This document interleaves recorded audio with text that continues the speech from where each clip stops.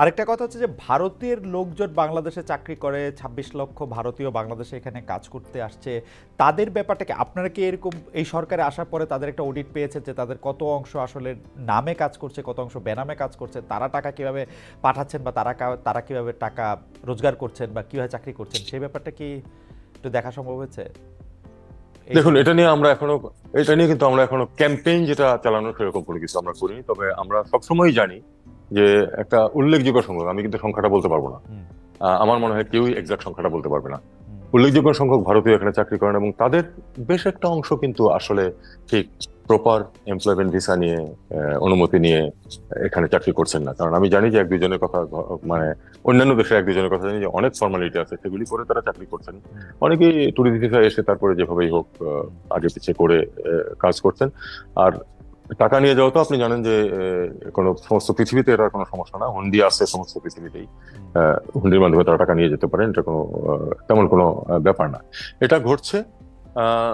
তবে আমরা অবশ্যই নীতিগতভাবে আমরা চাই যে ঠিক আছে, যেখানে আমাদের তাদের জন্য কর্মসংস্থানের সুযোগ আছে এবং আমাদের মার্কেটে যদি ডিমান্ড থেকে থাকে, ওয়ার্ক মার্কেটে, জব মার্কেটে, তাহলে সেটা যদি তারা আসেন সেটা নিয়মের ভিতর দিয়ে আসতে হবে এবং work permit, proper work permit নিয়ে আসতে হবে।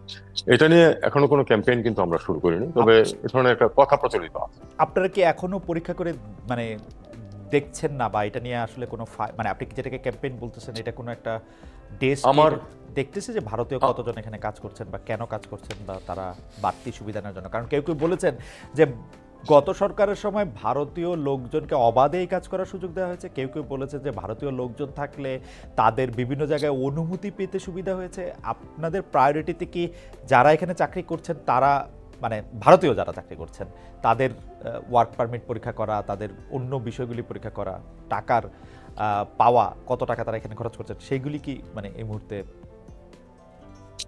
এই সম্বন্ধে সঠিক এবং খুব বিস্তারিত তথ্য আমার কাছে নেই। তবে আমি নীতিগতভাবে বলতে পারি যে যারা কাজ করছেন তারা যদি ওয়ার্ক পারমিট নিয়ে কাজ করে থাকেন তাহলে সেটা তো অবশ্যই তারা লিগালি করছেন। যদি ওয়ার্ক পারমিট ছাড়া করে থাকেন তাহলে যে কোনো সময় তো তাদের বিরুদ্ধে মানে কি তাদের এমপ্লয়মেন্টের বিরুদ্ধে ব্যবস্থা নেওয়া যায়। এটা ভারতের আইনেও আছে, আমাদের আইনেও আছে।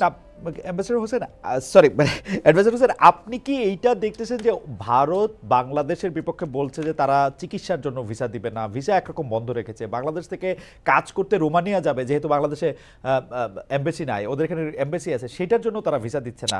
আমাদের এখানে তারা কাজ করতেছে বা কাজ করতেছে না, কি প্রয়োজনে কাজ করতেছে, সেইটা কি আমাদের এই মুহূর্তেই দেখা উচিত না? বাংলাদেশে এতজন মানে কি বলে জানি শিক্ষিত বেকার আছে, আমরা এই নির্বাচনের আগে বা এই ৫ আগস্টের আগে এটা আমরা অসংখ্যবার শুনেছি যে এরকম একটা পরিস্থিতির মধ্যে আমরা যাচ্ছি। আমরা এটাও শুনেছি যে ভারত যে রেমিটেন্স ভারতে নিয়ে আসে তার মধ্যে একটা বড় অংশ বাংলাদেশ থেকে নেয়। এইটা দেখুন, আপনি সর্বশেষ যে তথ্যটা দিলেন এটা কিন্তু ভারতীয় পত্রপত্রিকাতে আমি দেখেছি, আমি বাংলাদেশের কোনো পত্রিকায় দেখিনি। ভারতীয় পত্রপত্রিকাতে বা তাদের স্ট্যাটিস্টিক্সে দেখেছি যে বেশ বড় একটা অঙ্ক এখান থেকে রেমিটেন্স হিসেবে যায় এবং সেটা সম্ভবত ওয়ার্ল্ড ওয়াইড ভারতে যা রেমিটেন্স আছে তার 4th বা 5th পজিশনে। তার মানে এটা তো অফিসিয়ালি হয়তো যাচ্ছে, কারণ আনঅফিসিয়ালি ফিগারটা ওখানে আসে কিনা আমি জানি না। আপনার সরকার আসার পরে এটা পরীক্ষা করে দেখবেন না বা দেখার পরিকল্পনা?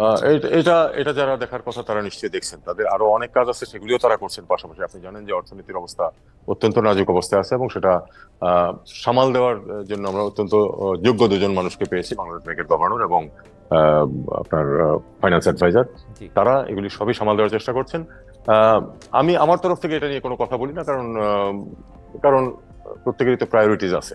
এখন যে ব্যাপারটা, এটা প্রায়োরিটিতে উপরের দিকে থাকা উচিত কিনা? একদিকে আমাদের বেকার সমস্যা আছে, অন্যদিকে আমাদের রেমিটেন্স যদি অকারণে শুধুমাত্র আরেকটা সরকার আরেকটা দলকে তুষ্ট করার জন্য যদি কিছু ভারতীয় এখানে চাকরি করতে থাকতো, তাদের মধ্যে যদি কেউ বেনামে কাজ করতো, তাদের মধ্যে কেউ যদি এখান থেকে মূল্যবান আমাদের আপনি এটা নিয়ে সবচেয়ে বেশি সোচ্চার।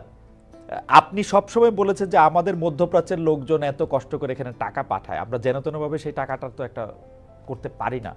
এটা প্রায়োরিটিতে থাকা কি উচিত না? আমি সেটাই শুধু জানতে চাইছি। না, অবশ্যই প্রায়োরিটিতে থাকা উচিত এবং আমার বিশ্বাস যে যারা এই নিয়ে যারা কর্তৃপক্ষ তারা এই ব্যাপারে তথ্য সংগ্রহ করছেন এবং এ ব্যাপারে অবশ্যই স্বাভাবিক ব্যবস্থা নিলেই তো কোনো সমস্যা নেই। মানে